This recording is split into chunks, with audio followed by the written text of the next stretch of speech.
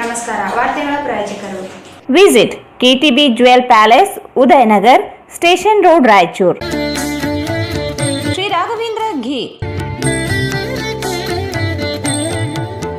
Shri Raghavendra Bharat furnitures ರಾಯಚೂರಿನಲ್ಲಿ ಮೊದಲ ಬಾರಿಗೆ 3 ಮಳಿಗೆ ಒಳಗೊಂಡ ಬೃಹತ್ ಆಕಾರದ furniture showroom. Please contact Bharat furniture, CPS complex, opposite Shiva Mandir, Patel road, Raichur. Pulsar Dhamaka offer, thrilling offer 10,000 ರೂಪಾಯಿಗಳವರೆಗೆ. ಬಜಾಜ್ ಧಮಾಕ ಆಫರ್, ನಿಮ್ಮ ನೆಚ್ಚಿನ ಬಜಾಜ್ ಬೈಕ್ ಕಡಿಮೆ ಮುಂಗಡ ಪಾವತಿ 999 ರೂಪಾಯಿರಿಂದ ಪ್ರಾರಂಭ. Beside Ganj Kalyana Mantapa, Ganj road, Raichur. SAK convention hall. Book now, flat 50% discount. Save of the season with luxury rooms, faculty, fully centralized AC halls, wide parking areas, facilities. Visit Shekhar Nagar, IB Road, Raichur. Adhoni Mahavir Enclave, Raichur. Mahabaleshwara Chowk ಹತ್ತಿರ, ಬೆಟ್ಟದೂರು ಆಸ್ಪತ್ರೆ ಹಿಂದುಗಡೆ, ಕುಂಬಾರ ಓಣಿ, Raichur. First time in Raichur under water aqua tunnel show, ರಾಷ್ಟ್ರೀಯ ಗ್ರಾಹಕರ ಮೇಳ. ಪ್ರತಿದಿನ ಸಂಜೆ 4 ಗಂಟೆಯಿಂದ ರಾತ್ರಿ 9:30 near Rajkamal hotel, beside Swagat function hall, Goshal road, Raichur. Doctor Rashmi Hosamani ಮತ್ತು doctor Guruprasad Hosamani multi speciality fertility ಮತ್ತು IVF ಸೆಂಟರ್, IB ರಸ್ತೆ, ಮದರ್ ಟ್ರಸ್ಟ್ ಸ್ಕೂಲ್ ಹತ್ತಿರ, ರಾಮಲಿಂಗೇಶ್ವರ ಲೇಔಟ್, ರಾಯಚೂರು.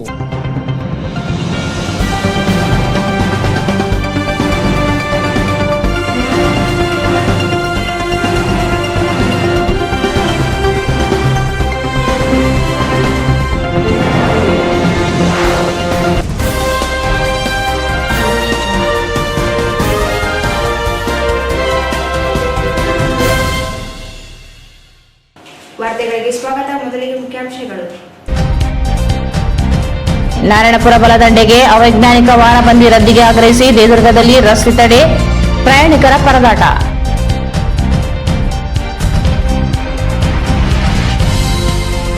ಗಡೇಕಲ್ ಜಲಾಶಯಕ್ಕೆ ಎಸ್ ಬಂಗಾರಪ್ಪ ಹೆಸರು ಅಧಿಕೃತ ಹೆಸರು ನಾಮಕರಣ ಮಾಡಲಿ ನರಸಿಂಹ ನಾಯಕ್.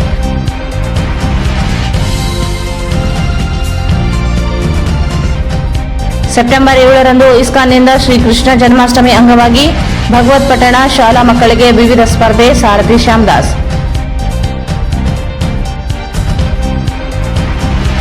ಉಡುಂಗಲ್ ಖಾನಾಪುರ ಮಠದಲ್ಲಿ ಶ್ರಾವಣ ಮಾಸದ ಅಂಗವಾಗಿ ಉಡಿ ತುಂಬುವ ಕಾರ್ಯಕ್ರಮ. ಮಠಗಳ ಸಮಾಜಮುಖಿ ಕಾರ್ಯ ಮಾದರಿ ಪಾಪರೆಡ್ಡಿ. ಮೈಲಾರ ನಗರದಲ್ಲಿ ಅನಧಿಕೃತ ಶೆಡ್ ಹಾಕಲು ಪ್ರಯತ್ನ, ಸಂಘಟನೆಗಳಿಂದ ವಿರೋಧ, ತೆರವು.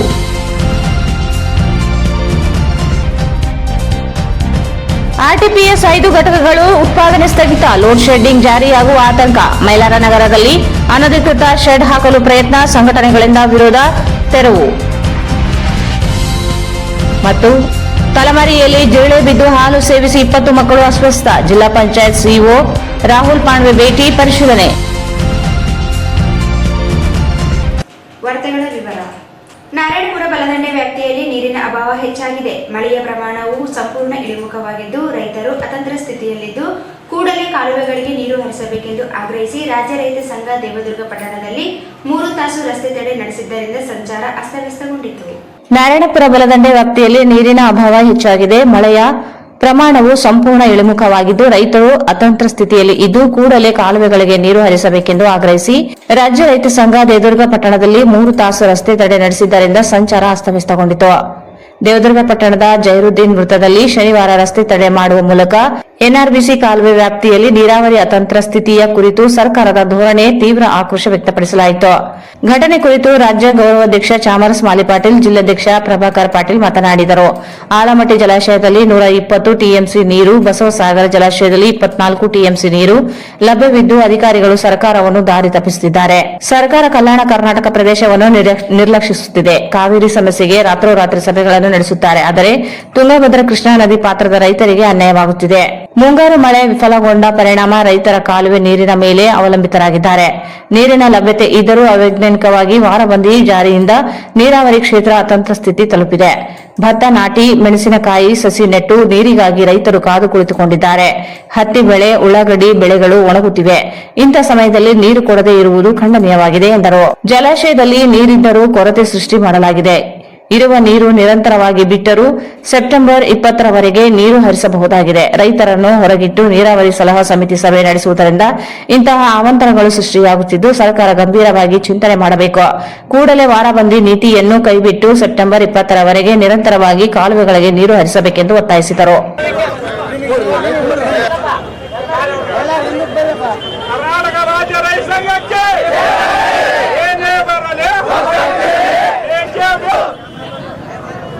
ಕರ್ನಾಟಕ ರಾಜ್ಯ ರೈತ ಸಂಘಕ್ಕೆ ಬೇಕೇ ಬೇಕು. ಎಲ್ಲಿಯವರೆಗೆ ಹೋರಾಟ, ಎಲ್ಲಿಯವರೆಗೆ ಹೋರಾಟ, ಯಾತಕ್ಕಾಗಿ ಹೋರಾಟ? ರೈತರನ್ನು ವಂಚಿಸಿದ ನೀರಾವರಿ ಇಲಾಖೆಗೆ ಬೇಕೇ ಬೇಕು. ಸರ್ಕಾರಂತೆ ಸರ್ಕಾರ, ಕಾನೂನಂತೆ ಕಾನೂನು. ಎಲ್ಲಿಯವರೆಗೆ ಹೋರಾಟ? ಐಸಿಸಿ ಸಭೆಯಲ್ಲಿ ರೈತರನ್ನು ಕಡೆಗೆ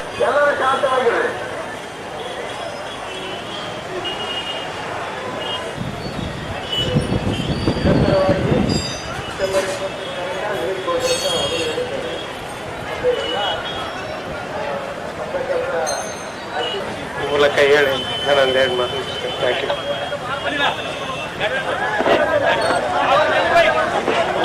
ಸರ್ಕಾರಕ್ಕೆ ಕೊಡ್ತೀವಿ ಆಯ್ತಾ, ಮೆಮೊರಂಡಮ್ ಕೊಡ್ರಿ. 10 ದಿವಸ ಸಂಪೂರ್ಣ ಸ್ಥಗಿತಗೊಳಿಸ್ತಾರೆ. ಈಗ ಸತತವಾಗಿ ನೀರು ಬಿಟ್ಟಂತ ಸಂದರ್ಭದಲ್ಲಿ ಕಾಲುವೆ ಕೊನೆ ಭಾಗಕ್ಕೆ ನೀರು ಸಿಗೋದಿಲ್ಲ. ಅಂತದ್ರಲ್ಲಿ 10 ದಿವಸ ನೀರು ಬಂದ್ ಮಾಡಿದ್ರೆ ಯಾವ ರೀತಿ ಇವರು ನೀರು ಕೊಡ್ಲಿಕ್ಕೆ ಸಾಧ್ಯತೆ ಐತೆ ರೈತರಿಗೆ? ಅದಕ್ಕೆ ಆ ವಾರ ಬಂದಿ ಪದ್ಧತಿಯನ್ನ ರದ್ದು ಮಾಡ್ಬೇಕಂತ ನಾವು ಒತ್ತಾಯ ಮಾಡ್ತೀವಿ. ಕಳೆದ ದಿನಗಳಲ್ಲಿ ಕೂಡ ಪ್ರತಿಭಟನೆ ಮಾಡ್ತಾನೆ ಬರ್ತಾ ಇದ್ರು. ಬಂದಂತ ಸಂದರ್ಭದಲ್ಲಿ ನಿಮ್ಮನ್ನ ಮನವೊಲಿಸ್ತಾರೆ, ನಾಳೆ ಬಿಡ್ತೀನಿ, ಮೀಟಿಂಗ್ ಮಾಡ್ತೀನಿ ಅಂತ ಹೇಳ್ತಾರೆ. ಇದಕ್ಕೆ ಯಾವುದಕ್ಕೂ ಕೂಡ ತಾರ್ಕಿಕ ಅಂತ್ಯ ಸಿಗ್ತಾ ಇಲ್ಲ. ಯಾಕೆ ಏನಂದ್ರೆ ಇಲ್ಲಿ ಜನಪ್ರತಿನಿಧಿಗಳಿಗೂ ರೈತರಿಗೂ ಒಂದು ಸಂಪರ್ಕದ ಕೊರತೆ ಆಗಿದೆ.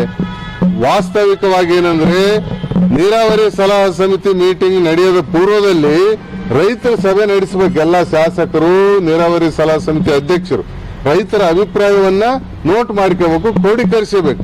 ಆ ರೈತರ ಅಭಿಪ್ರಾಯಗಳನ್ನ ಕೇಳದಂಗೆ ಇವರು ಏನಂತಂದ್ರೆ ನೀರಾವರಿ ಸಲಹಾ ಸಮಿತಿಯನ್ನ ಮಾಡಿ ರೈತರಿಗೆ ಏನಂದ್ರೆ ಅಪಾರ ಪ್ರಮಾಣದ ನಷ್ಟ ಉಂಟು ಮಾಡಿದ್ದಾರೆ. ಇದಕ್ಕೆ ಏನಂತಂದ್ರೆ ಇವತ್ತು ನಾವು ದೊಡ್ಡ ಪ್ರತಿಭಟನೆಯನ್ನ ಸರ್ಕಾರಕ್ಕೆ ಮಾಡಿದೀವಿ. ಸರ್, ಇವತ್ತು ಕೂಡ ರಸ್ತೆಯನ್ನ ತಡೆದಿದ್ರು. ರಸ್ತೆ ತಡೆದು ಪ್ರತಿಭಟನೆ ಮಾಡಿ ಆಲ್ಮಟ್ಟಿ ಜಲಾಶಯ ವ್ಯಾಪ್ತಿಯಲ್ಲಿ ನಾರಾಯಣಪುರ ಬಲದಂಡೆ ಮತ್ತು ನಾರಾಯಣಪುರ ಎಡದಂಡೆ ಕಾಲುವೆ ಬಹಳ ದೊಡ್ಡ ಕೆನಾಲ್ಗಳು ಇಲ್ಲಿ ನೀರಾವರಿಗೆ ಒಳಪಟ್ಟಿವೆ. ಮೊನ್ನೆ ನೀರಾವರಿ ಸಲಹಾ ಸಮಿತಿ ಸಭೆ ಸೇರಿ RB ತಿಮ್ಮಾಪುರ್ ಅವರ ನೇತೃತ್ವದಲ್ಲಿ ಒಂದು ಸಭೆ ನಡೀತು. ಆ ಸಭೆಯಲ್ಲಿ ಆದಂತಹ ನಿರ್ಣಯ ರೈತರಿಗೆ ಸಂಪೂರ್ಣ ವ್ಯತಿರಿಕ್ತವಾದಂತಹ ನಿರ್ಣಯವಾಗಿದೆ. ಈಗಾಗಲೇ ನೀರು ಏಕಾಏಕಿ ರೈತರಿಗೆ ಮುನ್ಸೂಚನೆ ಇಲ್ಲದೆ ಡ್ಯಾಮ್ನಲ್ಲಿ ನೀರು ಬಂದ್ ಮಾಡಿದ್ದಾರೆ 2 ಕಾಲುವೆಗಳಿಗೆ. ಇದರಿಂದ ಮೆಣಸಿನ ಸಸಿ ಹಚ್ಚೋದು ವಿಳಂಬ ಆಗಿದೆ ಮತ್ತು ಭತ್ತದ ಸಸಿ ಹಚ್ಚೋದು ಕೂಡ ಇನ್ನೂ ಬಹಳಷ್ಟು ಇದೆ. ಈ ಒಂದು ವಿಳಂಬಕ್ಕೆ ಏನಂತಂದ್ರೆ ರೈತರು ಆತಂಕಗೊಂಡಿದ್ದಾರೆ. ಕೆಲವರು ಕೇಜ್ವಿಲ್ ಹೊಡೆದು ಸಸಿ ಕಿತ್ತು ಹಾಕಿದ್ದಾರೆ, ಹಚ್ಚಕ್ಕೆ ನೀರಿಲ್ಲ. ಇಂತಹ ಸಂದರ್ಭ ನಿರ್ಮಾಣ ಆಗಿದೆ. ಮತ್ತು ಏನಂದ್ರೆ ವಾರ ಬಂದಿ ಮಾಡಿದ್ದಾರೆ ಅನವಶ್ಯಕವಾಗಿ. ಇವತ್ತು ಡ್ಯಾಮ್ನಲ್ಲಿ ಜಲಾಶಯದಲ್ಲಿ ಒಂದು ಬೆಳೆಗೆ ಆಗುವಷ್ಟು ಸಂಪೂರ್ಣ ನೀರಿದೆ. ಅಲ್ಲಿ ಯಾವುದೇ ಕಾರಣಕ್ಕೂ ವಾರಬಂದಿ ಪದ್ಧತಿ ಮಾಡೋದು ಬೇಕಿರಲಿಲ್ಲ. 10 ದಿವಸ ನೀರು ಬಂದ್ ಮಾಡಿ 14 ದಿವಸ ನೀರು ಕೊಡ್ತಕ್ಕಂತ ಒಂದು ನಿರ್ಣಯ ಏನಿದೆ ಅದು ರೈತರಿಗೆ ಬಹಳ ಆಘಾತಕಾರಿಯಾಗಿದೆ. ಅದಕ್ಕಾಗಿ ಇವತ್ತು ಬೃಹತ್ ಪ್ರಮಾಣದ ಒಂದು ರಸ್ತೆ ತಡೆ ಚಳವಳಿ ಮಾಡಿ ತಕ್ಷಣ 2 ಕಾಲುವೆಗಳಿಗೆ ನೀರು ಬಿಡಬೇಕು. ಮತ್ತು ಏನಂತಂದ್ರೆ ವಾರಬಂದಿ ಸಿಸ್ಟಮ್ ಅನ್ನ ಅದನ್ನ ಬದಲಿ ಮಾಡ್ಬೇಕು, ಪುನರ್ ಪರಿಶೀಲನೆ ಮಾಡ್ಬೇಕು ಅಂತೇಳಿ ಒತ್ತಾಯ ಮಾಡಿದೀವಿ. SC ಅವರು ಬಂದಿದ್ದಾರೆ.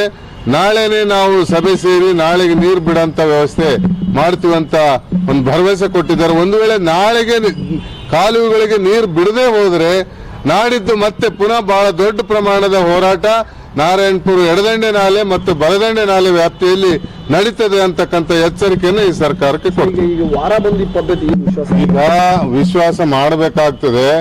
ಈಗ ಜಿಲ್ಲೆಯ ಮಂತ್ರಿಗಳಾದಂತ ಬೋಸರಾಜ್ ಅವರಿಗೂ ಈ ವಿಷಯ ತಿಳಿಸಿದ್ದೀವಿ. ಅವರು ಪ್ರಯತ್ನ ಮಾಡ್ತಾ ಇದ್ದಾರೆ. ಆಮೇಲೆ ದರ್ಶನಾಪುರ ಅವ್ರಿಗೆ ವಿಷಯ ಮುಟ್ಟಿದೆ, ಎಲ್ಲರಿಗೂ ಮುಟ್ಟಿದೆ. ಇವತ್ತು ನಾಳೆಗೆ ಅವ್ರು ಏನಾದ್ರೂ ಒಂದು ವೇಳೆ ಮಾಡದಿದ್ರೆ ಅನಿವಾರ್ಯ. ಮತ್ತೆ ಈಗ ನಾವು ಪ್ರಜಾಪ್ರಭುತ್ವದಲ್ಲಿ ಪ್ರತಿಭಟನೆನೇ ಮುಖ್ಯ, ಮತ್ತೇನು ಮಾಡಕ್ಕಾಗೋದಿಲ್ಲ. ಈಗ ಹಂಗ ತಪ್ಪು ಮಾಡಿರೋಂಥವ್ರನ್ನು ಹಿಡಿದು ಬಡಿಯಕ್ಕಾಗೋದಿಲ್ಲ. ಆದ್ರೆ ಪ್ರಜಾಪ್ರಭುತ್ವದಲ್ಲಿ ಡೆಮೊಕ್ರೆಟಿಕ್ ಆಗಿ ನಾವು ಪ್ರತಿಭಟನೆ ಮಾಡಬೇಕಾದ್ರೆ ನಾಡದ ಬಹಳ ದೊಡ್ಡ ಪ್ರಮಾಣದಲ್ಲಿ 2 ಕಾಲುವೆ ವ್ಯಾಪ್ತಿಯಲ್ಲಿ ನಾರಾಯಣಪುರ ಎಡದಂಡೆ ಮತ್ತು ಬಲದಂಡೆ ವ್ಯಾಪ್ತಿಯಲ್ಲಿ ದೊಡ್ಡ ಚಳವಳಿ ನಡೀತದೆ ಅಂತಕ್ಕಂಥ ಎಚ್ಚರಿಕೆ ಈ ಸರ್ಕಾರಕ್ಕೆ ಕೊಟ್ಟು. ಅಲ್ಲ ಸರ್, ಇವಾಗ ಒಂದ್ ಕಡೆ ಬರೀ ಆಶ್ವಾಸನೆಗೆ ಮಾತ್ರ ರೈತರುಗಳು ಪ್ರತಿಭಟನೆಗಳನ್ನ ಕೈ ಬಿಡ್ತಾ ಇರುವಂತದ್ದು ಕೆಲಸ ಆಗ್ತಾ ಇದೆ. ನೀವು ಸತ್ತಂಗ್ ಮಾಡ್ರಿ ನಾವು ಅತ್ತಂಗ್ ಮಾಡ್ತೀವಿ ಅನ್ನೋ ಲೆಕ್ಕದಾಗ ಆಗಿದೆ. ಇವಾಗ ಅಲ್ಲಿ ನಡುವ ಸಮಯದ ರೈತರು ಸಾಯ್ತಿದ್ದಾರೆ. ಇದಕ್ಕೇನು ಹೇಳ್ತಾರೆ? ಏನಂದ್ರೆ ಸರ್ಕಾರಕ್ಕೆ ಮಾನ ಮರ್ಯಾದೆ ಏನನ್ನ ಇದ್ರೆ ರೈತರು ರಸ್ತೆ ತಡೆ ಚಳವಳಿ ಮಾಡ್ತಾರಂತ ನಾವು 3-4 ದಿವಸ ಮುಂಚೆನೆ ಕೊಟ್ಟಿದೀವಿ. ಪತ್ರಿಕಾಗೋಷ್ಠಿ ಮಾಡಿದೀವಿ, ರಾಯಚೂರಲ್ಲಿ ಪತ್ರಿಕಾಗೋಷ್ಠಿ ಮಾಡಿ ಹೇಳಿದೀವಿ. ಎಚ್ಚೆತ್ತುಕೊಂಡು ಎಲ್ಲ ಇಂಟೆಲಿಜೆನ್ಸ್, ಸ್ಟೇಟ್ ಇಂಟೆಲಿಜೆನ್ಸ್ ಇದೆ, ಸೆಂಟ್ರಲ್ ಇಂಟೆಲಿಜೆನ್ಸ್ ಇದೆ, ಅವರು ಸುದ್ದಿ ಮುಟ್ಟಿಸಿರ್ತಾರೆ.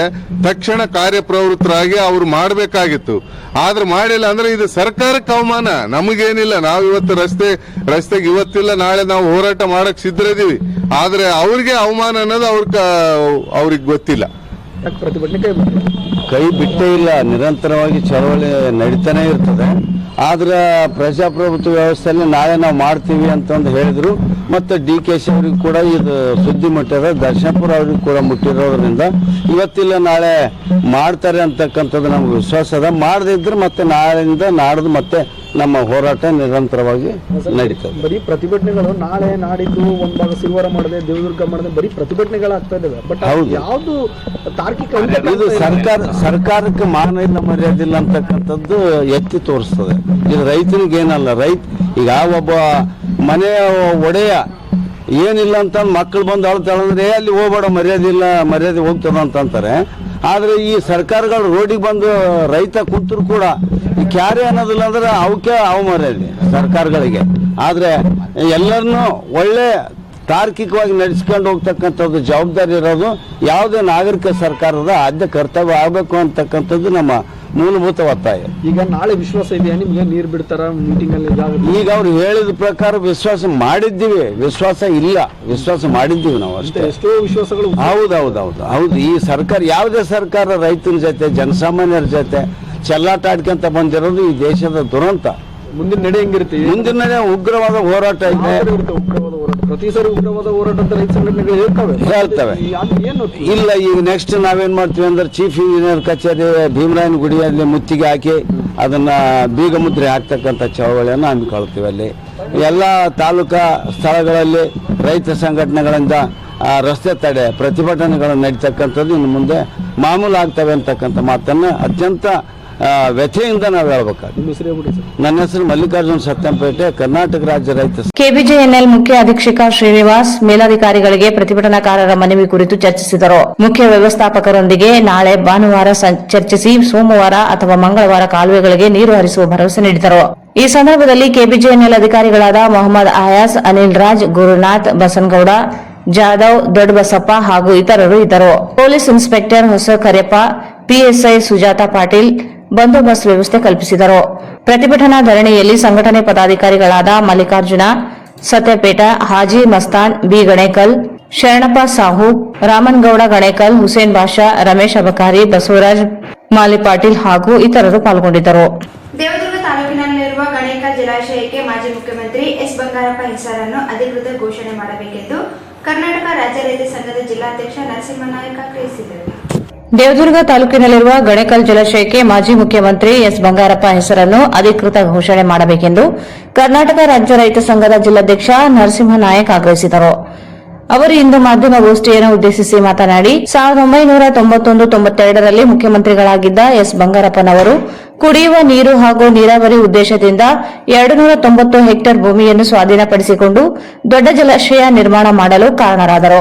ರಾಯಚೂರು ನಗರದ ಕುಡಿಯುವ ನೀರು ಸೇರಿದಂತೆ ನೀರಾವರಿ ಜಲಾಶಯ ಉಪಯುಕ್ತವಾಗಿದೆ. ಅವರ ಹೆಸರು ಜೀವಂತವಾಗಿಡಲು ಎಸ್ ಬಂಗಾರಪ್ಪ ಹೆಸರು ಇಟ್ಟು ಉದ್ಯಾನವನ ಹಾಗೂ ಅವರ ಪುತ್ಥಳಿಯನ್ನು ಸ್ಥಾಪಿಸಬೇಕೆಂದು ಸರ್ಕಾರಕ್ಕೆ ಆಗ್ರಹಿಸಿದರು.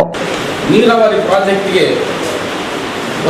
ಒತ್ತುವರಿ ಮಾಡಿ ಇವತ್ತು ಸ್ವಾಧೀನ ಮಾಡಿ ರೈತರಿಗೆ ಬಹಳ ಅನುಕೂಲ ಮಾಡಿದ್ರು ಆಗಿನ ಕಾಲದಲ್ಲಿ.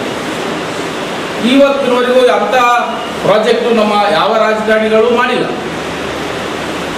ಅವತ್ತು ರೈತರಿಗೆ ಬಹಳ ಅನುಕೂಲವಾದಂಥದ್ದು ಏನ, ರಾಯಚೂರು ಕುಡಿಲಿಕ್ಕೆ ನೀರಿನ ಅಭಾವ ಆದಾಗ ಅದನ್ನು ನೀಗಿಸುವ ಅದು ನೀರನ್ನು ಕುಡಿಲಿಕ್ಕೆ ಅಭಾವದ ನೀರನ್ನು ನಮಗೆ ಅನುಕೂಲ ಮಾಡಿಕೊಟ್ಟಂತೆ ಮತ್ತು ರಾಯಚೂರು ತಾಲೂಕಿನಲ್ಲಿ ಬರುವಂಥ ಅನೇಕ ಕೆರೆಗಳನ್ನು ತುಂಬಿ ರೈತರಿಗೆ ನೀರಿನ ತೊಂದರೆಯಾದಾಗ ಅನುಕೂಲ ಆಗಲಿಕ್ಕೂ ಬಹಳ ಒಳ್ಳೆಯ ಕೆಲಸ ಮಾಡಿದ್ರು ಅವರು. ಅದಕ್ಕಾಗಿ ನಾವು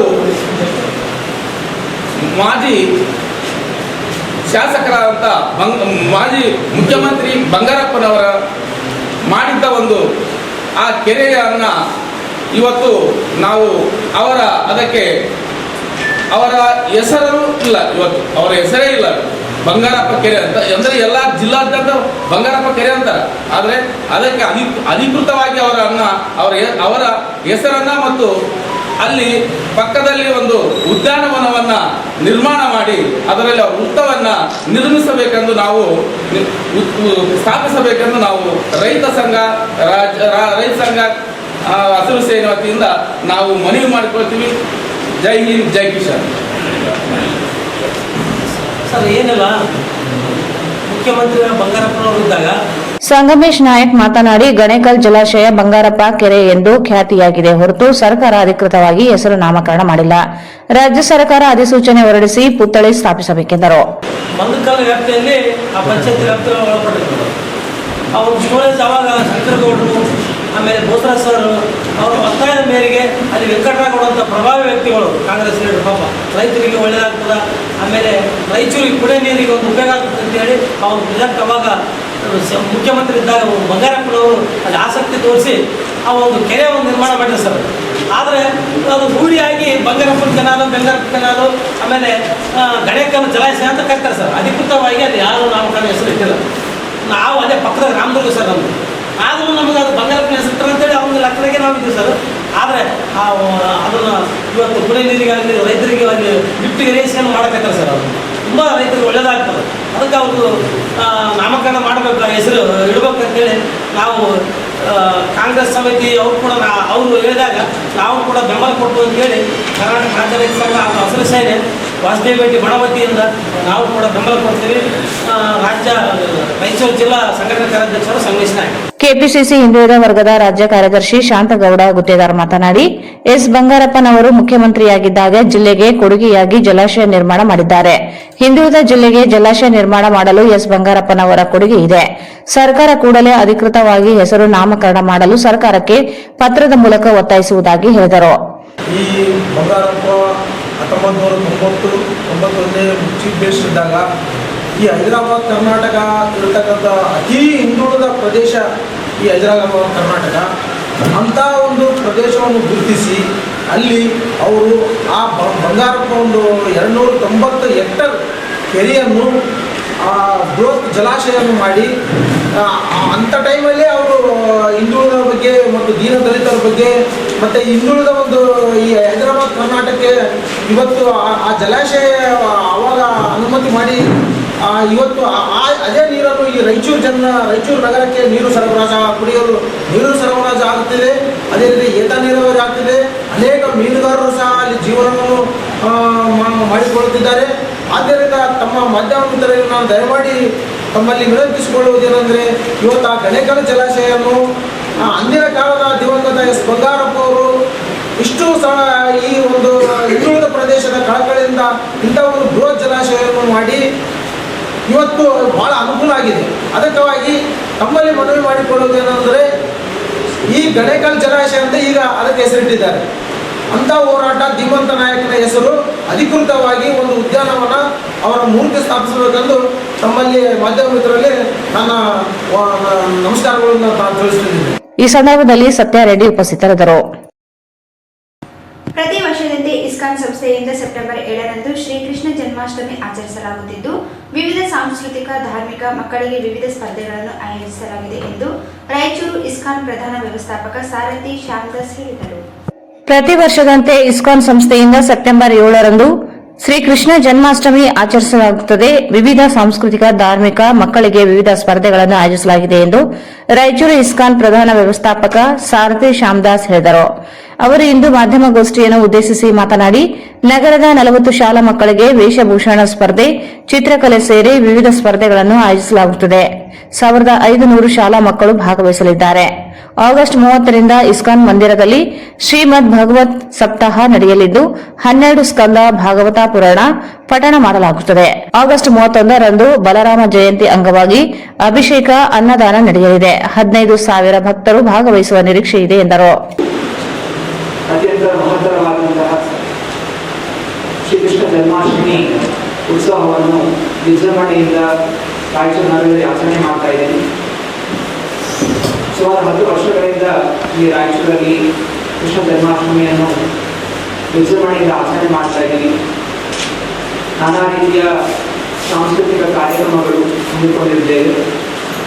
ಮೊದಲಾಗಿ ಶಾಲಾ ಮಕ್ಕಳಿಗೋಸ್ಕರ ವೇಷಭೂಷಣ ಸ್ಪರ್ಧೆ, ಗೀತಶ್ಲೋಕ ಪಠಣ ಸ್ಪರ್ಧೆ, rangoli, colouring and painting, vegetable gardening, ಸುಮಾರು 40 ಶಾಲೆಗಳಿಂದ 15 ಮಕ್ಕಳು ಭಾಗವಹಿಸ್ತಾ ಇದ್ದಾರೆ.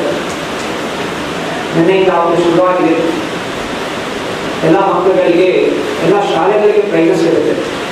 ಪ್ರತಿಯೊಂದು ಶಾಲೆಯಲ್ಲಿ ಇಂಟ್ರಾ ಸ್ಕೂಲ್, ಈ ಸ್ಕೂಲ್ ಪ್ರಕಾರನೇ ಪ್ರೈಸಸ್ ವಿತರಣೆ ಮಾಡ್ತಾ ಇದ್ದೀವಿ.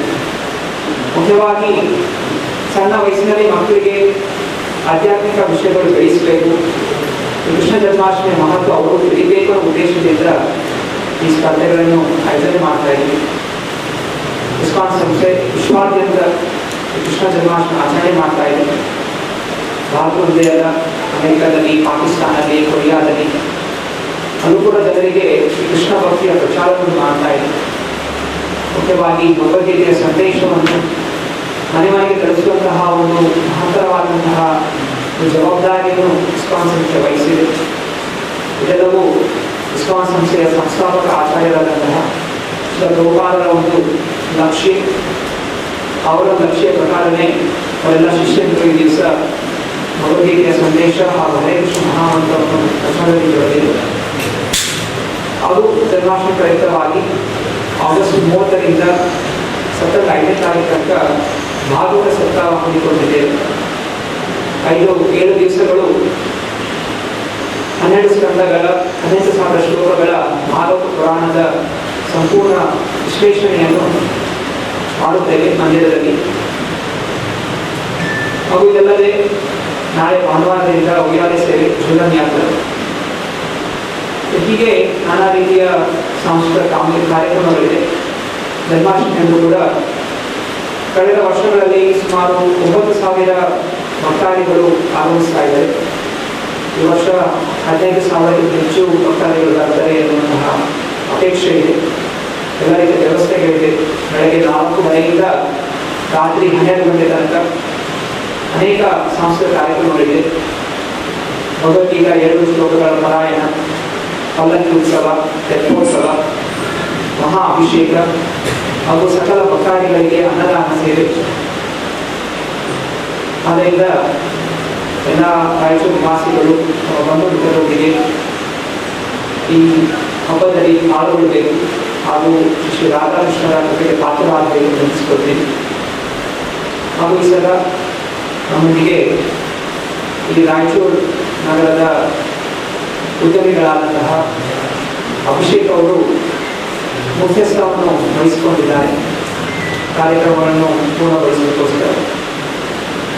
ಅವರು ಶ್ರೀಮಾನ್ ನಂದಾ ಲಕ್ಷ್ಮೀಪತಿಯವರ JDS ಸೆಕ್ರೆಟರಿ ಅವರ ಸುಪುತ್ರರು. ಅವರು ಸಹ ಈ ಸಲ ಭಾಗಿಯಾಗಿದ್ದಾರೆ ಮಂದಿರದ ಜನ್ಮಾಷ್ಟಮಿಯನ್ನು ಆಚರಿಸಲಿಕ್ಕೆ. ಒಂದು ವಿನಂತಿ, ಅವರು ಕೂಡ ತಮ್ಮ ಮಾಧ್ಯಮದಲ್ಲಿ ಈ ವಾರ್ತೆಯನ್ನು ಪ್ರಚಾರ ಮಾಡಬೇಕು. ಹಾಗೂ ತಾವೆಲ್ಲರೂ ಕೂಡ ನಮ್ಮ ಪರಿವಾರದಲ್ಲಿ ಬನ್ನಿ ಹಾಗೂ ಕೃಷ್ಣನ ಕೃಪೆಗೆ ಪಾತ್ರರಾಗಬೇಕು. ಉದ್ಯಮಿ ಅಭಿಷೇಕ್ ಗಾಣದಾರ್ ಮಾತನಾಡಿ, ಇಸ್ಕಾನ್ ಮಂದಿರದಲ್ಲಿ ಶ್ರೀಕೃಷ್ಣ ಜನ್ಮಾಷ್ಟಮಿ ಅಂಗವಾಗಿ ವಿವಿಧ ಕಾರ್ಯಕ್ರಮಗಳು ನಡೆಯಲಿದ್ದು ಭಕ್ತರು ಹೆಚ್ಚಿನ ಸಂಖ್ಯೆಯಲ್ಲಿ ಭಾಗಿಯಾಗಬೇಕು. ಬಡ ಮಕ್ಕಳಿಗೆ ಉಚಿತವಾಗಿ ಸ್ಪರ್ಧೆಯಲ್ಲಿ ಭಾಗವಹಿಸುವ ವ್ಯವಸ್ಥೆ ಮಾಡಲಾಗುತ್ತದೆ ಎಂದರು. ನಮಸ್ಕಾರ, ನನ್ನ ಹೆಸರು ಅಭಿಷೇಕ್ ಅಂತ. ನಾನು ಒಂದು 2 ವರ್ಷದಿಂದ ಇವರು have been associated with them. So ಕೈಗಾರಿಕೆಗಳಲ್ಲಿ ಏನೇನು ಹೆಲ್ಪ್ ಮಾಡೋದ್ರಲ್ಲಿ ನಾನು ಇವರಿಗೆ ಇಸ್ಕಾನಲ್ಲಿ ನಾನು ಸಹಾಯದಲ್ಲಿ ಇರ್ತೀನಿ. ಬಟ್ ಇವರು ನೀವು ಹೇಳ್ದಂಗೆ 50 ರೂಪೀಸ್ ಸರ್. ಬಟ್ ಅದು 50 ರೂಪೀಸ್ ಏನಲ್ಲ ಆ್ಯಕ್ಚುಲಿ. ಯಾಕೆಂದರೆ ಅವರು it's a matter of donation ಅಂತ ನಾನು ಅನ್ಕೊಂತೀನಿ. ನೀವರು ಅನ್ಕೊಂತೀನಿ.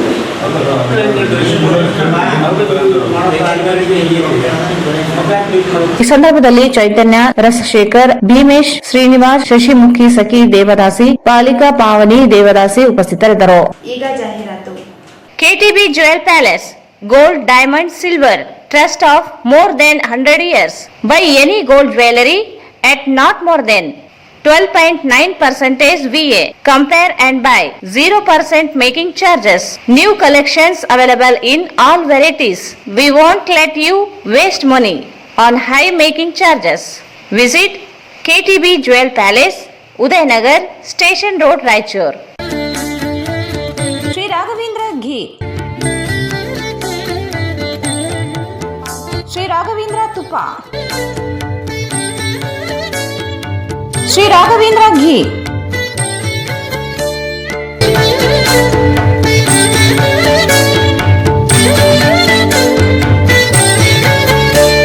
ಭಾರತ್ ಫರ್ನಿಚರ್ಸ್ ರಾಯಚೂರಿನಲ್ಲಿ ಮೊದಲ ಬಾರಿಗೆ 3 ಮಳಿಗೆ ಒಳಗೊಂಡ ಬೃಹತ್ ಆಕಾರದ furniture showroom. We have office, household and all kinds of furnitures. Dealer in wooden cot, dining table, sofa set, dressing table, computer table, tea tables, office chairs, steel almari, wardrobe, TV stands, glassware items, sleepwell products, Damro, cello chairs, Supreme sofa set, Doco style furnitures, Sri steel furnitures.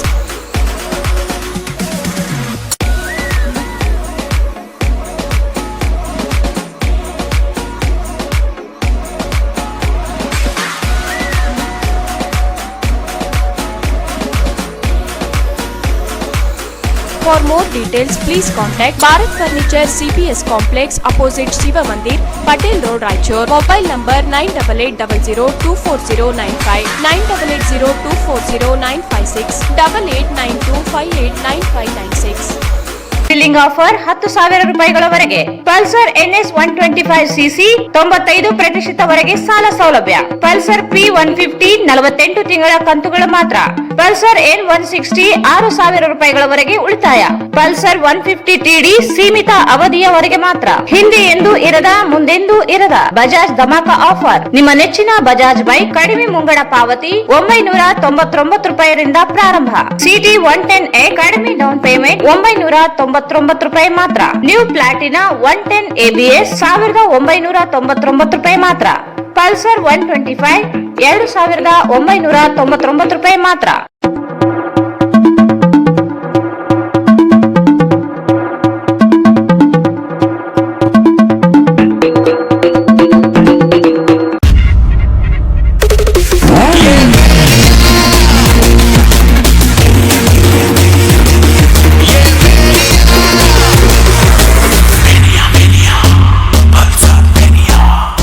Visit beside Ganj Kalyana Mandap, Ganj Road, SAK Convention Hall. Book now flat 50% discount. Save of the season with luxury rooms, faculty, fully centralized AC halls, wide parking areas, facilities. Visit Shekhar Nagar, IB Road, Raichur. Visit SAK Convention Hall, Shekhar Nagar, IB road, Raichur. ನಿಮ್ಮ ಯಾವುದೇ ಶುಭ ಕಾರ್ಯಕ್ರಮಗಳು ನಿಮ್ಮ ನೆನಪಿನಲ್ಲಿ ಉಳಿಯಬೇಕೇ? ಪ್ರಪ್ರಥಮ ಬಾರಿಗೆ ರಾಯಚೂರು ನಗರದಲ್ಲಿ ಅತ್ಯಂತ ವೈಭವವಾಗಿ ಆಚರಿಸಲು ವಿಶಾಲವಾದ ಕನ್ವೆನ್ಷನ್ ಹಾಲ್, ಅದು SAK convention hall. We decorate, you celebrate. ಸಂಪೂರ್ಣ ಏರ್ ಕಂಡೀಷನರ್ ಹಾಲ್ ಇದಾಗಿದ್ದು 600 ರಿಂದ 800 ಆಸನಗಳನ್ನು ಹೊಂದಿದ್ದು ಪ್ರತ್ಯೇಕವಾದ ಡೈನಿಂಗ್ ಹಾಲ್ ಹೊಂದಿದೆ. ನಮ್ಮಲ್ಲಿ naming ceremony, engagement, marriage, reception, college seminars, corporate events, product launching, brand promotion, get together parties, ಇನ್ನು ಹಲವು ರೀತಿಯ ಫಂಕ್ಷನ್ಸ್ ಇಲ್ಲಿ ಮಾಡಬಹುದು. ವಿಶಾಲವಾದ ಪಾರ್ಕಿಂಗ್ ವ್ಯವಸ್ಥೆ ಹೊಂದಿದ್ದು ರೈಲ್ವೆ ಸ್ಟೇಷನ್ ಮತ್ತು ಬಸ್ ಸ್ಟ್ಯಾಂಡ್ಗೆ ಹತ್ತಿರವಿದೆ.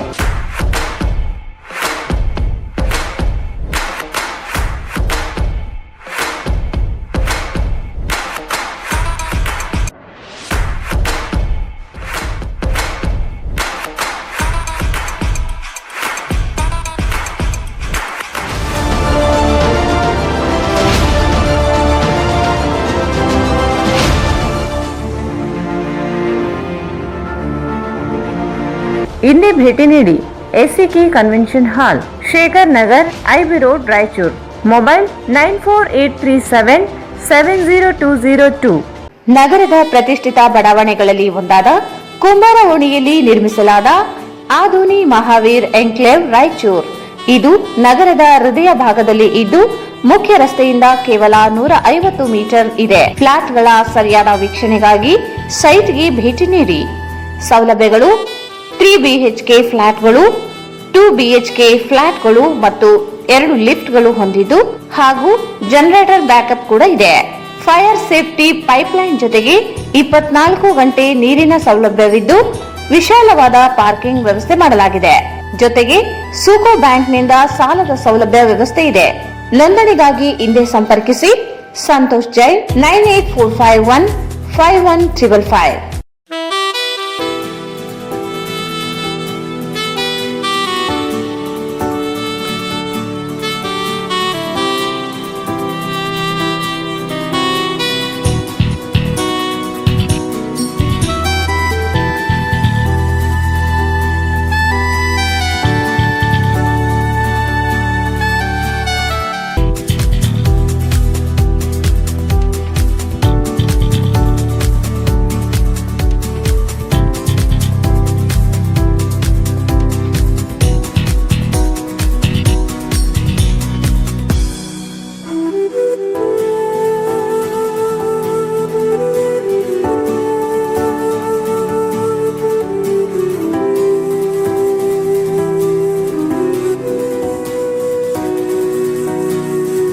ಆಧುನಿ ಮಹಾವೀರ್ ಎನ್ಕ್ಲೇವ್ ರಾಯಚೂರ್, ಮಹಾಬಲೇಶ್ವರ ಚೌಕ ಹತ್ತಿರ, ಬೆಟ್ಟದೂರು ಆಸ್ಪತ್ರೆ ಹಿಂದುಗಡೆ, ಕುಂಬಾರ ಓಣಿ, ರಾಯಚೂರು.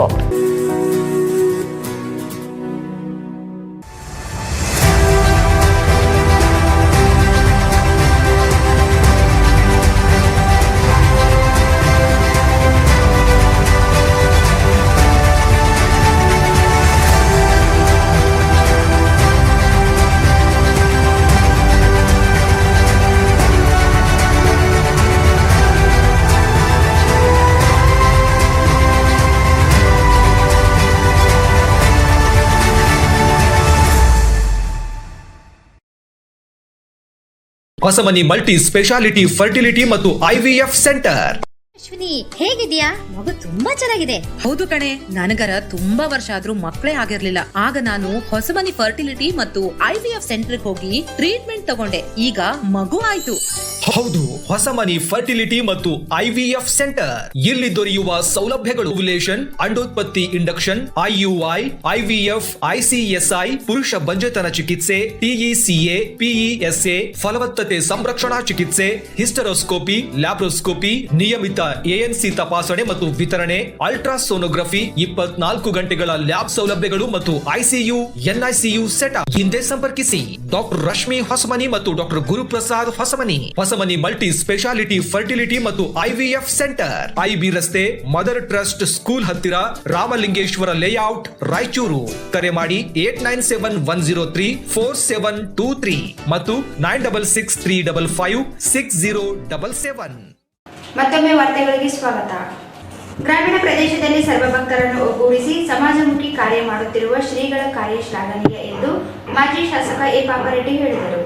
ಗ್ರಾಮೀಣ ಪ್ರದೇಶದಲ್ಲಿ ಸರ್ವಭಕ್ತರನ್ನು ಒಗ್ಗೂಡಿಸಿ ಸಮಾಜಮುಖಿ ಕಾರ್ಯ ಮಾಡುತ್ತಿರುವ ಶ್ರೀಗಳ ಕಾರ್ಯ ಶ್ಲಾಘನೀಯ ಎಂದು ಮಾಜಿ ಶಾಸಕ ಎ ಪಾಪರೆಡ್ಡಿ ಹೇಳಿದರು. ಅವರು ತಾಲೂಕಿನ ಉಡುಂಗಲ್ ಖಾನಾಪುರ ಮಠದ ಆವರಣದಲ್ಲಿ ಪೀಠಾಧಿಪತಿ ಶ್ರೀ ವೀರ ಸಂಗಮೇಶ್ವರ ಶಿವಾಚಾರ್ಯ ಮಹಾಸ್ವಾಮಿಗಳ ಸಾನ್ನಿಧ್ಯದಲ್ಲಿ ಶ್ರಾವಣ ಮಾಸದ ಪುರಾಣ ಪ್ರವಚನದಲ್ಲಿ ಸುಮಂಗಲಿಯರಿಗೆ ಉಡಿ ತುಂಬುವ ಕಾರ್ಯಕ್ರಮದಲ್ಲಿ ಮುಖ್ಯ ಅತಿಥಿಗಳಾಗಿ ಭಾಗವಹಿಸಿ ಮಾತನಾಡಿದರು.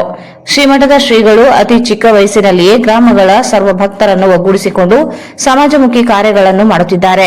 ಗ್ರಾಮಾಂತರ ಪ್ರದೇಶಗಳಲ್ಲಿ ಪುರಾಣ ಪ್ರವಚನ, ಆಧ್ಯಾತ್ಮಿಕ ಕಾರ್ಯಗಳು, ಉಡಿ ತುಂಬುವ ಕಾರ್ಯಕ್ರಮ ಮಾಡುತ್ತಿರುವುದು ತುಂಬಾ ಸಂತಸ ತಂದಿದೆ ಎಂದರು.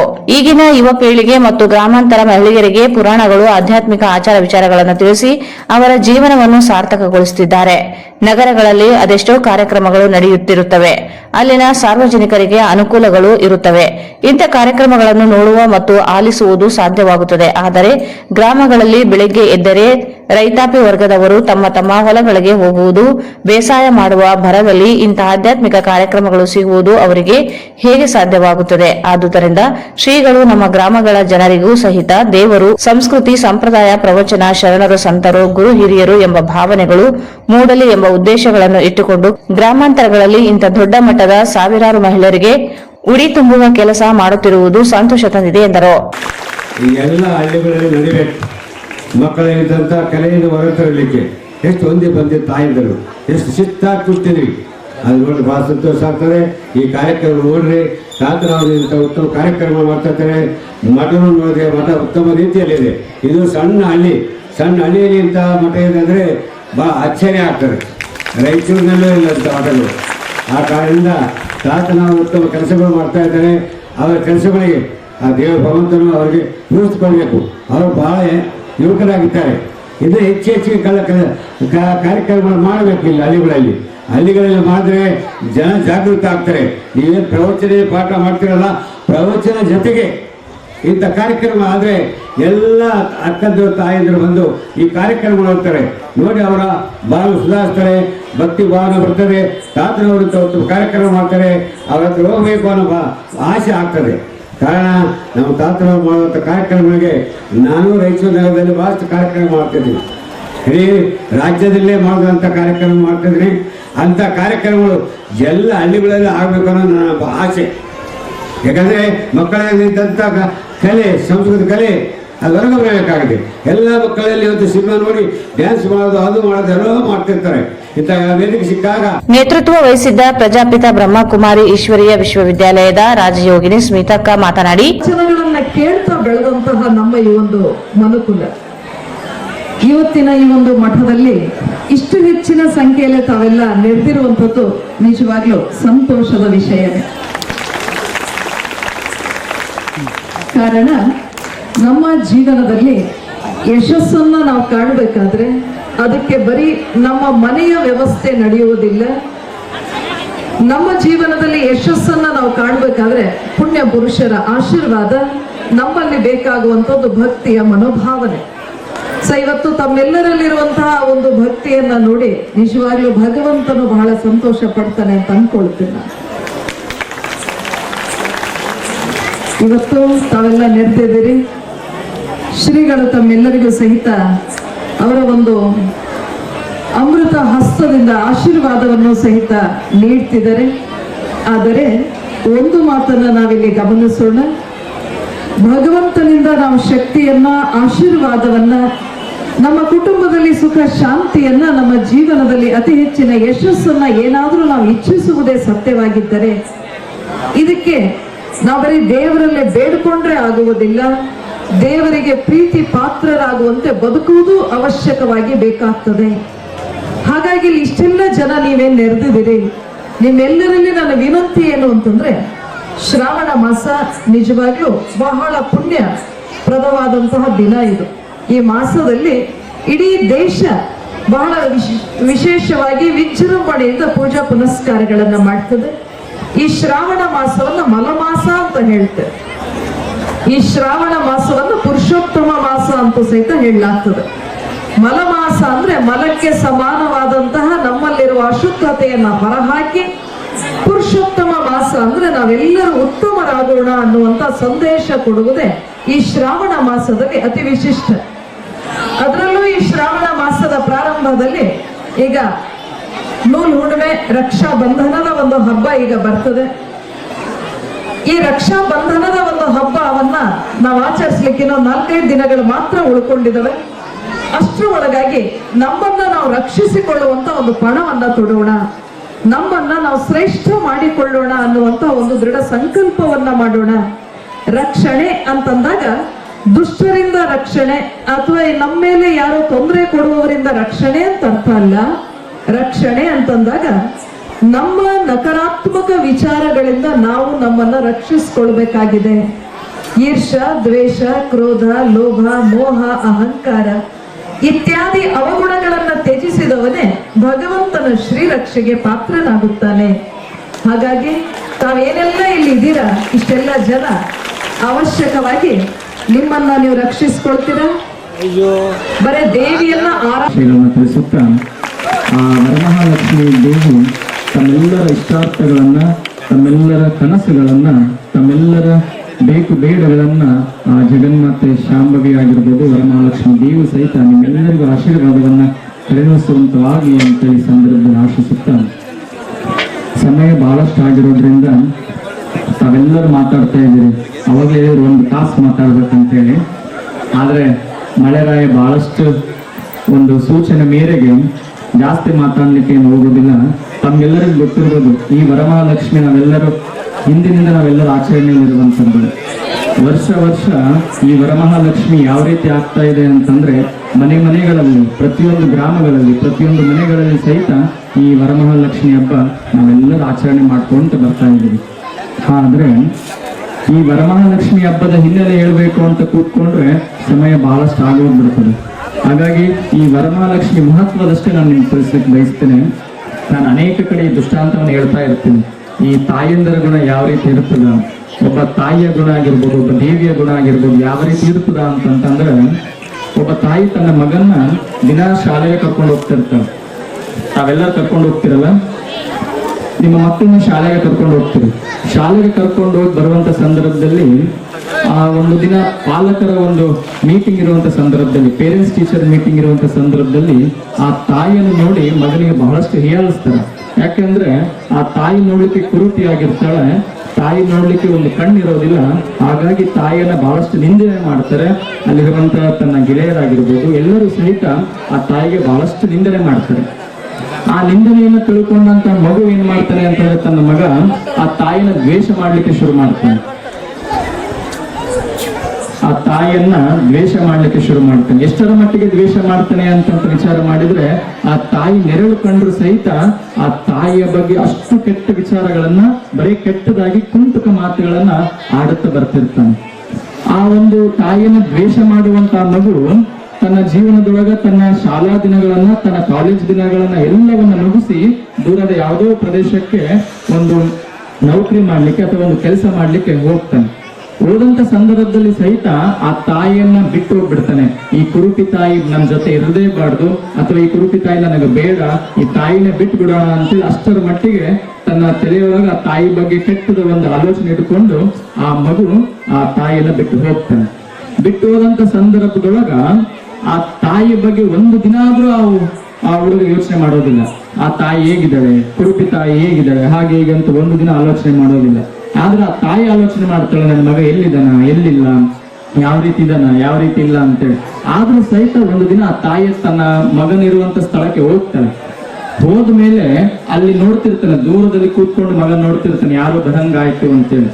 ಆ ಬಂದಂತ ಸಂದರ್ಭದಲ್ಲಿ ತಾಯಿಗೆ ಹೇಳ್ತಾನೆ, ನೀನ್ ಇಲ್ಲಿ ಯಾರು ನೋಡ್ಕೊಂಡು ಬಂದಿಯಲ್ಲ, ಅವ್ರು ಇಲ್ಲಿ ಯಾರು ಇಲ್ಲ. ಸ್ವಂತ ಮಗನ ಹೇಳುವಂತ ಮಾತು, ನೀನ್ ಯಾರನ್ನ ಹುಡ್ಕೊಂಡು ಬಂದಿದಲ್ಲ ಆ ಹುಡುಗ ಇಲ್ಲಿಲ್ಲ, ನೀನು ಹೋಗು, ಇಲ್ಲಿ ಬರಬೇಡ, ನಿನ್ನ ನೋಡಿ ಹುಡುಗರು ಯಾರಾದ್ರೂ ಹಂಚ್ಕೊಂತಾರ, ಅಷ್ಟು ವಿಕಾರವಾಗಿದ್ದಿ, ಕುರೂಪಿ ಆಗಿದ್ದಿ, ನೀನು ಇಲ್ಲಿ ಇರಬೇಡ, ಹೋಗು ಅಂತೇಳಿ ಆ ತಾಯಿನ ಕಳಿಸ್ಬಿಡ್ತಾನೆ. ಆ ತಾಯಿ ಹೋಗ್ತಾಳೆ, ಹೌದು ನನಗೊಂದು ಕಣ್ಣಿಲ್ಲ, ಬಹುಶಃ ಬೇರೆ ಸ್ಥಳಕ್ಕೆ ಬಂದಿರ್ಬೋದು ನಾನು ಅಂತೇಳಿ ಸರಿಯಾದ ಸ್ಥಳಕ್ಕೆ ಬಂದ್ರು ಸಹಿತ ಆ ತಾಯಿನೇ ನಂದೇ ತಪ್ಪು ಅನ್ಕೊಂಡು ಹೋಗ್ಬಿಡ್ತಾಳೆ. ತಾಯಿ ಹೋದ್ಮೇಲೆ ಕೆಲ ದಿನಗಳ ನಂತರ ಆ ತಾಯಿ ಯಾವುದೋ ಕಾರಣದಿಂದ ಮೃತಪಟ್ಟು ಬಿಡ್ತಾಳೆ, ತೀರ್ಕೊಂಡ್ ಬಿಡ್ತಾಳೆ. ಈ ತೀರ್ಕೊಂಡಂತ ಸಂದೇಶ ಮಗನಿಗೆ ತಲುಪಿದ್ರು ಸಹಿತ ಆ ಮಗ ಯಾವುದಕ್ಕೂ ಒಂದು ಏನು ಇನ್ಫಾರ್ಮ್ ಮಾಡದೆ ಬಿಟ್ಟು ಬಿಡ್ತಾನೆ. ಇದೆಲ್ಲ ಆದ್ಮೇಲೆ ಯಾವುದೋ ಕಾರ್ಯದ ನಿಮಿತ್ತ ತನ್ನ ಊರಿಗೆ ಮರಳಿ ಬರ್ತಾನೆ ಹುಡುಗ. ಆ ತಾಯಿಯ ಮಗ ಮತ್ತೆ ಮರಳಿ ಬರ್ತಾನೆ. ಮರಳಿ ಬಂದಂತ ಸಂದರ್ಭದಲ್ಲಿ ಅವನಿಗೆ ಅವಾಗ ನೆನಪಾಗ್ತದೆ, ನನ್ನ ತಾಯಿ ಇದ್ದಲ್ಲ ಅಂತೇಳಿ. ಅವನು ಕೊನೆಗಾಲದಲ್ಲಿ ಸಹಿತ ತಾಯಿಗೆ ಏನ್ ಹೇಳ್ತಾನೆ ಅಂತ ವಿಚಾರ ಮಾಡಿದ್ರೆ, ನನ್ನ ಕುರುಪಿ ತಾಯಿ ಅಂತಾನೆ ಹೇಳ್ತಾನೆ. ನನ್ನ ತಾಯಿ ಸ್ವಂತ ತಾಯಿ, ಎತ್ತ ತಾಯಿ ಅಂತ ಹೇಳೋದಿಲ್ಲ. ನನ್ನ ಕುರುಪಿ ತಾಯಿ ಈಗ ಒಂದು ದಿನಗಳಿಂದ ತೀರು ಹೋಗಿದ್ದಾಳೆ, ಹೇಗಿದೆ ಮನೆ, ಹೇಗಿಲ್ಲ, ಈಗಾದ್ರೂ ನಾನು ಇಲ್ಲಿ ಇರ್ಬೋದು ಅಂತೇಳಿ ಆ ರೀತಿ ಆಲೋಚನೆ ಮಾಡ್ಕೊಂಡು ಬರ್ತಾನೆ ಮನೆಗೆ. ಮನೆಗೆ ಬಂದ ಮೇಲೆ ನೋಡ್ತಾನೆ, ಮನೆ ಬಾಗಿಲು ತೆಗಿತಾನೆ, ಅಲ್ಲೊಂದು ಟೇಬಲ್ ಮೇಲೆ ಒಂದು ಪತ್ರ ಬರ್ದಿರ್ತಾಳೆ ತಾಯಿ. ಆ ಪತ್ರದೊಳಗೆ ಬರ್ದಿರ್ತಾಳೆ, ಮೊದಲನೇ ಲೈನ್ ಬರ್ದಿರ್ತಾಳೆ, ಪ್ರೀತಿಯ ಮಗನಿಗೆ ಅಂತೇಳಿ. ಆ ಪತ್ರದಲ್ಲಿ ಬರ್ದಿರ್ತಾಳೆ, ಪ್ರೀತಿಯ ಮಗನಿಗೆ. ಆ ಓದ್ತಾ ತಾಯಿ ಬರ್ದಿರ್ತಾಳಲ್ಲಿ, ಮಗು ನೀನು ಹುಟ್ಟುತ್ತಾ ನನ್ನನ್ನು ಬಹಳಷ್ಟು ಚೆನ್ನಾಗಿ ನೋಡ್ಕೊಂಡು ಒಳ್ಳೆ ಮಾತುಗಳಿಂದ ನನ್ನನ್ನ ಬೆಳೆಸುತ್ತಲೇ ಬಂದಿ.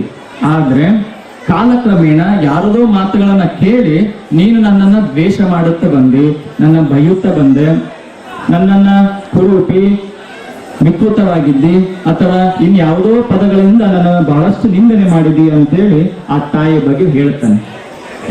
ಆ ತಾಯಿ ಬಗ್ಗೆ ಹೇಳಿದಂತ ತಾಯಿಯಲ್ಲಿ ಬರೆದಿರ್ತಾಳೆ, ಇಷ್ಟೊಂದೆಲ್ಲ ಮಾಡಿದರೂ ಸಹಿತ ನೀನು ಬೆಳೀತಾ ಬೆಳೀತಾ ನನ್ನ ಮೇಲೆ ನಿನಗೆ ಕೋಪ, ಸಿಟ್ಟು, ಅಹಂಕಾರ ಇವೆಲ್ಲ ಜಾಸ್ತಿ ಆಯ್ತು.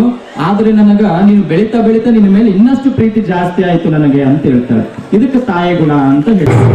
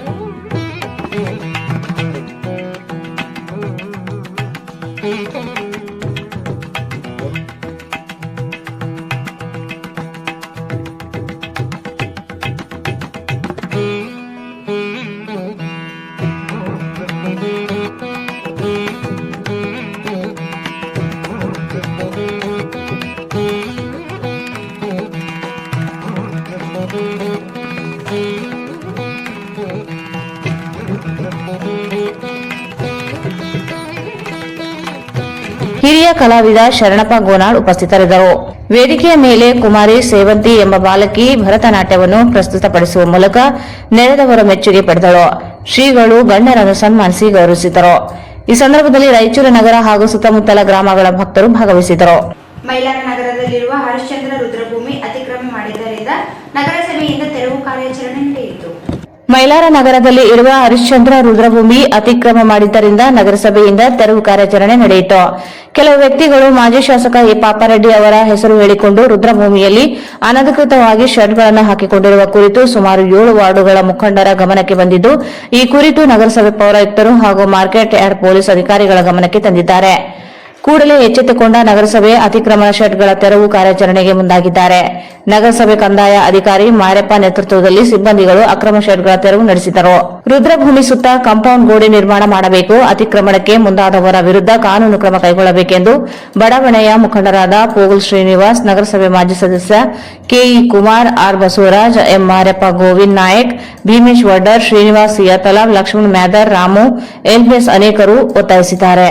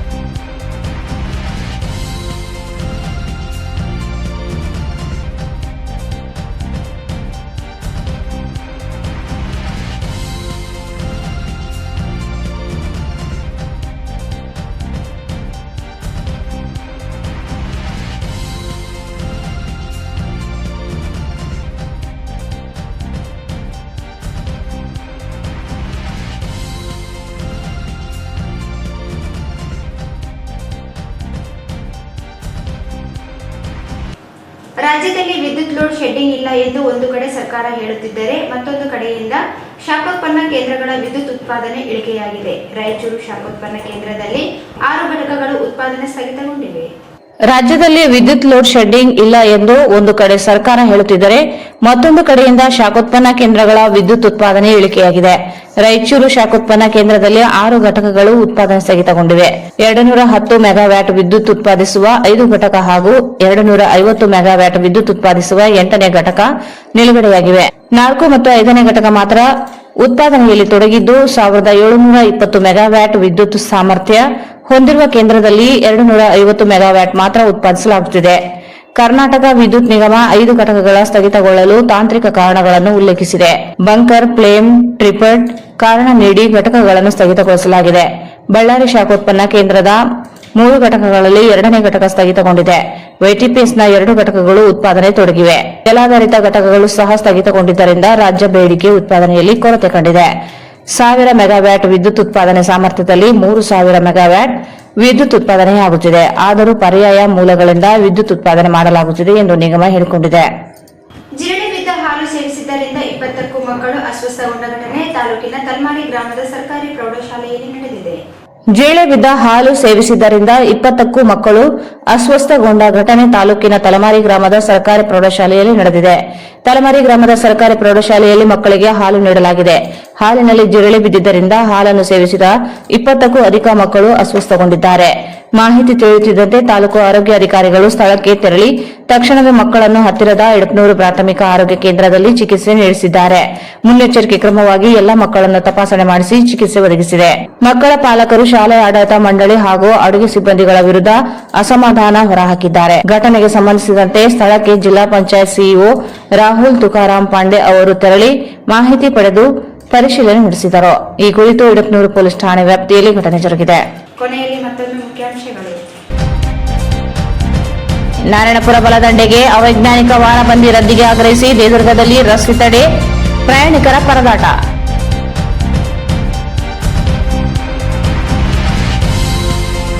ಗಡೇಕಲ್ ಜಲಾಶಯಕ್ಕೆ ಎಸ್ ಬಂಗಾರಪ್ಪ ಹೆಸರು ಅಧಿಕೃತ ಹೆಸರು ನಾಮಕರಣ ಮಾಡಲಿ ನರಸಿಂಹನಾಯಕ್.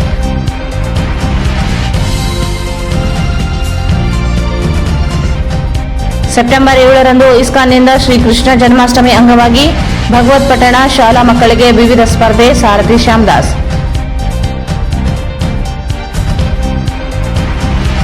ಉಡುಂಗಲ್ ಖಾನಾಪುರ ಮಠದಲ್ಲಿ ಶ್ರಾವಣ ಮಾಸದ ಅಂಗವಾಗಿ ಉಡಿ ತುಂಬುವ ಕಾರ್ಯಕ್ರಮ. ಮಠಗಳ ಸಮಾಜಮುಖಿ ಕಾರ್ಯ ಮಾದರಿ ಪಾಪರೆಡ್ಡಿ. ಮೈಲಾರ ನಗರದಲ್ಲಿ ಅನಧಿಕೃತ ಶೆಡ್ ಹಾಕಲು ಪ್ರಯತ್ನ, ಸಂಘಟನೆಗಳಿಂದ ವಿರೋಧ, ತೆರವು.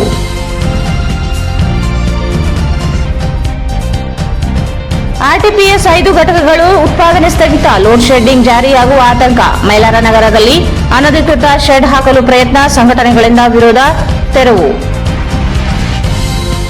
ಮತ್ತು ತಲಮರಿಯಲ್ಲಿ ಜಿರಳೆ ಬಿದ್ದು ಹಾಲು ಸೇವಿಸಿ 20 ಮಕ್ಕಳು ಅಸ್ವಸ್ಥ. ಜಿಲ್ಲಾ ಪಂಚಾಯತ್ ಸಿಇಒ ರಾಹುಲ್ ಪಾಂಡ್ವೆ ಭೇಟಿ, ಪರಿಶೀಲನೆ. ಇಲ್ಲಿಗೆ ವಾರ್ತಾ ಪ್ರಸಾರ ಮುಕ್ತಾಯವಾಯಿತು. ಮುಂದಿನ ವಾರ್ತೆಗಳೊಂದಿಗೆ ಮತ್ತೆ ಭೇಟಿಯಾಗೋಣ. ವಂದನೆಗಳು.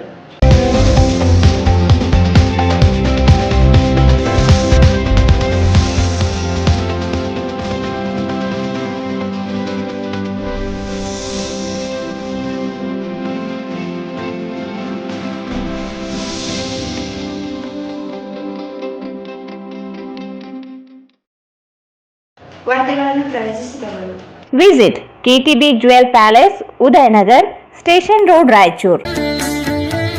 ಶ್ರೀ ರಾಘವೇಂದ್ರ ಘೀ,